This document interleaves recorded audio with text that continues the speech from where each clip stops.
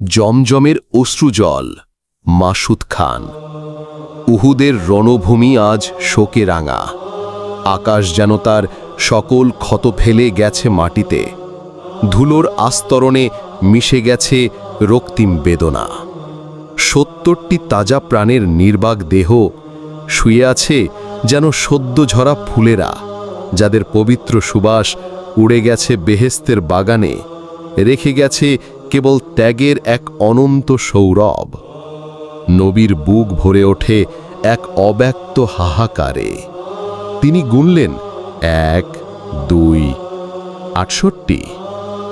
আকাশের বুক থেকে খসে গেছে দুটি উজ্জ্বল নক্ষত্র।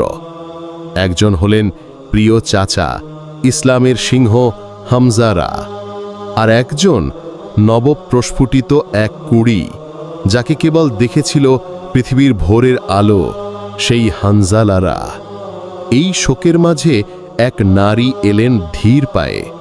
তার বোরকা ভেদ করে চোখে পড়ে সদ্য রাঙানো মেহেদির রং, যা যেন বৃষ্টি ভেজো মাটির বুক চিরে ফোটা প্রথম ভালোবাসার প্রস্ফুটন। তিনি বললেন, হে আল্লাহর রাসূল, গত সন্ধে আমাদের নতুন জীবন শুরু হয়েছিল, কিন্তু রাতের অন্ধারও আমাদের পরিচয় সম্পূর্ণ করতে পারেনি।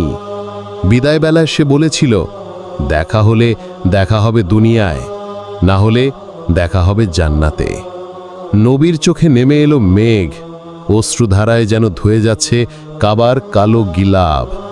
নারী আর্দ্র কণ্ঠে অনুরোধ করলেন, আমি জানি শহীদদের গোসল দেওয়া হয় না, তবুও আমার স্বামীকে একবার গোসল দেবার অনুমতি দিন। হঠাৎ এক সাহাবী ছুটে এলেন উল্লাসের বার্তা নিয়ে, ইয়া রাসূলাল্লাহ, হানজালাকে পাওয়া গেছে।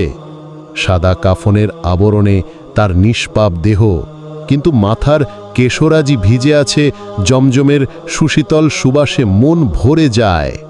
নবীজি তার মাথায় হাত বুলিয়ে দিলেন পরম মমতা ভরে, যেন দুনিয়ার সকল ধুলো মুছে দিয়ে জান্নাতের পবিত্র আলোয় তাকে ঢেকে দিলেন। তখনই নেমে এলেন জিব্রাইল আলাইহিসসালাম জান্নাতের পবিত্র বাতাস নিয়ে। হে আল্লাহর রাসূল, হানজালা ত্যাগে আল্লাহ এতটাই খুশি যে আমরা ফেরেশতারা তাকে তৃতীয় আসমানে তুলে নিয়েছি। জমজমের শীতল ধারা দিয়ে তাকে গোসল করানো হয়েছে, আর তার কাফনে যে মিস্ক আম্বারের গন্ধ পাচ্ছেন, এ তো জান্নাতেরই পবিত্র বার্তা। সেদিন উহুদের বাতাস ভরে উঠেছিল রক্তের লৌহ সুবাসে। মিস্কে আম্বারের সুগন্ধ সে বাতাসে মিশে এক নতুন